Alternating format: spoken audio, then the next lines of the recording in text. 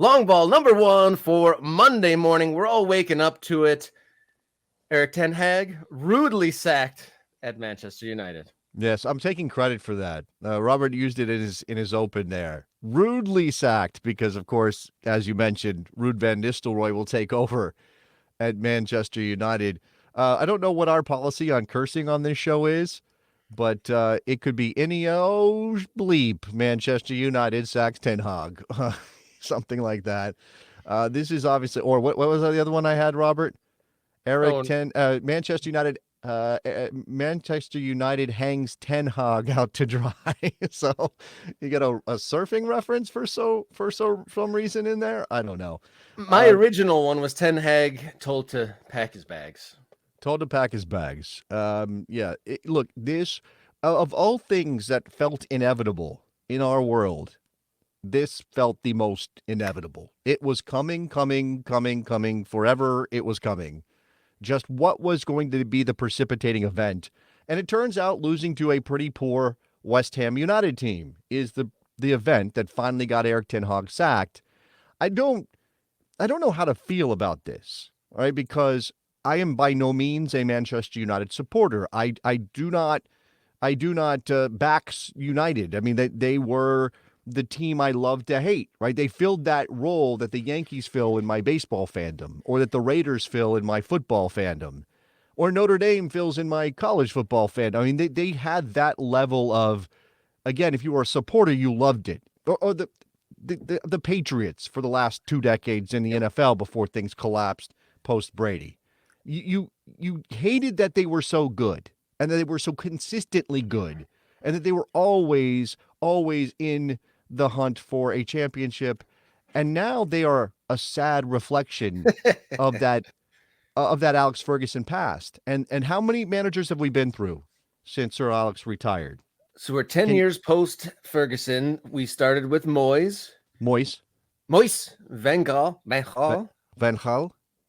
Then we went to, was it the Carrick and the Carrick era? So Carrick was before Ole Gunnar or after Ole Gunnar? See, this is the thing. Now you can't even remember. Now, obviously, if you're a United fan, you probably do remember. I think it was Carrick, Ragnick, then Solskjaer. Okay. We were forgetting about Mourinho was in the mix. No, I was not forgetting Mourinho. He's in there somewhere. He says the best job he's ever done as a manager was taking United to second, and he's still holding out hope that the Premier League strips City of their title that year and that he gets a winner's medal from his United days. So we went from Moyes. Okay, Moyes got sacked. Ryan Giggs got the interim tag, caretaker tag for 4 matches. Then Van Gaal, then Mourinho, then Ole Gunnar, who by the way managed more games than anybody on this list at United. Ole Gunnar Solskjaer did. Then Carrick, as you said, that was a caretaker situation. Ralph Ragnick, which was a weird, like, we're bringing in Ralph Ragnick. He's not actually our manager, and he's not going to stick around very long. But we're gonna let him, drive the car for a little while. Then Ten Hag, and now Van Nistelrooy will be listed as caretaker, interim, something else. If you look at that list of managers, you got to say Ralph Ragnick is the most forgotten about era, and then probably Solskjaer was the one that probably had the most promise that they didn't allow to run out. I mean, that's the thing about the Solskjaer period is how did it end? Remind me, Robert, how did it end in November of 2021? So we're talking about 3 years ago, effectively. From my memory, it was a little bit ago now, but from my memory, Solskjaer was galvanizing the team. They kind of were good at beating bad teams. They were kind of starting to figure out how to beat good teams. They were getting some camaraderie. He was getting the United way back into the club. And then they brought back a very large personality into a fragile team trying to build their own identity. And then Cristiano Ronaldo was signed for reasons and kind of poisoned the locker room, and it really hasn't been the same since. Yeah, signed for reasons is a good way of describing everything that United has done since Alex Ferguson retired. Things were done for reasons. What reasons? Well, we don't really know, but we're just doing things to see if they work, right? There doesn't seem to have been any sort of plan at all. This is a club that sort of they embody the formerly great club that has fallen behind the times. Now, I will say that I think it's probably fair to argue that part of the reason they've fallen behind the times is because their money situation was decidedly different. Now, they're a machine in terms of printing money on the football side or from their football activities. The fan base they have around the world is maybe second to none except Real Madrid. I mean, we could talk about whether or not that's the case, but regardless, that means money, right, comes in the door. But it seems as though City used the big injection of cash from their Emirati owners to bypass United. And once they figured out a system, and you can talk about multi-club ownership, you can talk about scouting networks, you can talk about the infrastructure beyond just the football side or the on-field product. City has passed them by. Liverpool has passed them by. Now, a lot of that's down to the manager that they had. I don't know that I would say Arsenal's passed them by. I mean, Arsenal's having a moment now, right? Arsenal's finally back. How long did it take Arsenal to figure it out? It took Arsenal forever. You know, after Wenger left, and even at the tail end of the Wenger period, what was Arsenal but a fourth place team, right? That's what Arsenal was. They were a fourth place team, and obviously that's not where United wants to be, and yet they seem so far away from even that it's ridiculous. And Ineos was supposed to be the promise. Ineos was supposed to be the fix, and that hasn't happened. And maybe they held on to Ten Hag because it was the financially prudent thing to do at the time. But right now we're seeing that if you do that, it becomes a sunk cost fallacy problem. You are saying, well, we put all this effort into Ten Hag. He brought in all these players. We spent all this money on players that he had these connections to. Arguably, how many have worked out? One, I mean, could you say Onana's been a success? I mean, he's had so many bad moments in a United shirt that it's hard to argue he's been, truly a success story. I mean, we can't even talk about Anthony because there's nowhere to start with him. I mean, it's messy. It's messy. I'm not sure if they got his fingerprints on him, but of new players coming through, the most encouraging ones for United fans would be Kobe Mainoo and Garnacho. And Garnacho, I suppose he gets some credit for, but I don't think Mainoo is on Ten Hag's ledger. I mean, playing Mainoo, I guess is something you could point to and say he blooded Mainoo. He gave him an opportunity to play. Clearly, they're better as a team because they've brought Mainoo through.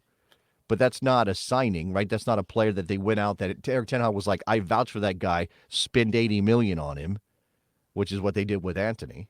But it's been such a cluttered and confused, I'm using an American term, a roster build, because they're using Johnny Evans, who was half retired, is getting significant minutes as a center back in their team. So they've spent all this money on these various players, but there isn't like an obvious plan where anyone can see United sign a new player and be like, yes, I understand what's happening with that. If I remember correctly, Evans was kind of just brought on board as a character hire for, a preseason tour. He did all right, and there wasn't anyone better than him. So they kept Evans on board. I mean, if you have a team like that, if you are a world leader, you shouldn't be playing a upper 30s Johnny Evans for significant minutes. They went out and got Matthias de Ligt, and that was supposed to be part of the fix there. I mean, Ugarte hasn't really gotten his feet underneath him. Lenny Yoro's been hurt, right? He's 18, but he's been hurt for most of his time so far at United. I mean, I'm looking at this. Xerxes, lots of promise, hasn't come good quite. These are recent. Mazraoui came in with de Ligt for Bayern Munich. I'm trying to find another name on this list that even kind of, okay, no, I don't see. I mean, I'd have to go back a little bit deeper.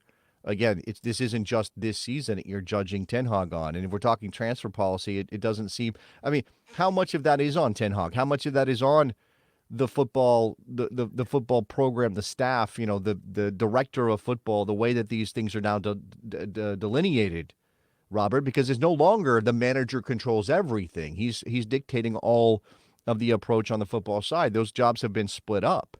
And United has been a mess on that front for a long time.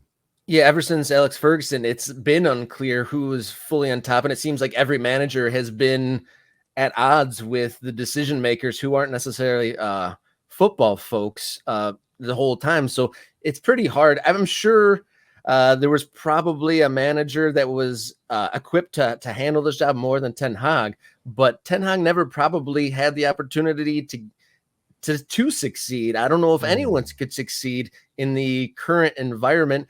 And I'm sure that the feeling and the vibes in the club couldn't have been improved by 250 staff members being sacked within the last year or so. Like none of that is leading to positivity. And just two more points kind of before I relinquish. I want to ask you some questions here on this, Jason. Is Van Nistelrooy the proper succession plan? Have they waited like probably a year? We've thought that Ten Hag was going to get the boot, especially after finishing the lowest they have in the Premier League era. And when does that era of Manchester United being the commercial juggernaut run to an end? Because the commercial success is based on-field success, and they haven't had that. When did they lose that? When do they dwindle away the support that they've built under the Sir Alex period that now is gone? Yeah, that is a question. I mean, it's been a decade, right? They haven't won. They've won, what, a couple of trophies? Ten Hag's won a couple of secondary trophies, right? The FA Cup. Well, there's a League Cup in there, something like that.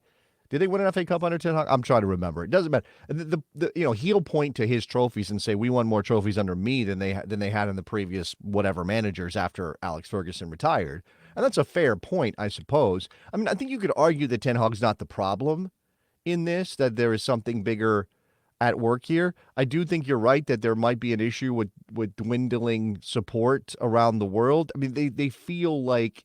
They feel like a perpetual motion machine in that regard because they did have so much success when the Premier League was on the rise to be the biggest sports product on the planet. They were winning championships, and that stands you in good stead for a long time after that fact. So I don't know that I think that was or that's coming right now. But you do absolutely run the risk of wasting all the momentum that you've had because you can't seem to put a winner on the field. What was the other question, Robert? I was focused on the financial issue. Yeah, the financial issue, and then so the firing of Erik Ten Hag, the succession plan. Yes. Yeah, it was a slow churn, and I was thinking that they were taking their time to let him go after poor results last year because they were lining up their ideal candidate. But who wants the job? Right. I think this is the issue. Right. Well, Thomas Tuchel, who now is England manager, was rumored to be connected to the United position. I think we had seen a couple of other names out there kind of around the idea. Oh, they could go after this guy. I don't know what the odds were or what the odds are right now on a replacement, a permanent replacement for Ten Hag. I mean, we'll see how long the Van Nistelrooy situation lasts. I don't think anybody fires a manager and then goes, we have his replacement lined up right now. That's not usual. It does happen. It's not usual. I think there were, I'm trying to remember now, the last couple of weeks, I guess there were some reports that certain managers were talking to United, even as Ten Hag still had the job, which is never a good situation. That's always bad. Oh, you're looking for my replacement? Well, I'm on the job. You haven't fired me yet. You haven't told me anything, but you're looking for my replacement? That's bad news. But the fact that nothing has materialized to sort of immediately fill the gap means they don't have people chomping at the bit to manage Manchester. That says a lot, right? What says most about Manchester United? Yes, their place in the table, the fact they can't score goals, all those things, but also the fact that nobody of note wants to manage that team. There are certainly managers who would take the job, but none of them reach that standard that United holds itself to. And I suppose if you look at that list of managers that we just went through, Jose Mourinho is one of the biggest names in the world and was on the job at United. Van Gaal, of course, rates there. You can argue about Ragnick, whose reputation and stuff tied to Red Bull and all of the things he did there, kind of messy, I guess. But and the fact that Ole Gunnar may have been not the most successful, but he lasted the longest. That's interesting to me because Ole Gunnar didn't have much of a resume before he got the job. He had the connection to United, and he had started his career back in Norway or whatever it was. I think he had one job at that point, and there was this, he's too green for this. He's too green for this job. They may have to go back in that direction, and they might do worse than Ole Gunnar at this point. They might do worse than that. I don't know. I don't know who wants the job, because it feels like a poison chalice, as the Brits would say. Yeah, winning the FA Cup definitely is the kiss of death for United managers. I think just about, at least 3 of them won a FA Cup and then were dismissed. But chat, have your say. Who do you want to see as the replacement, the long-term replacement at Man United?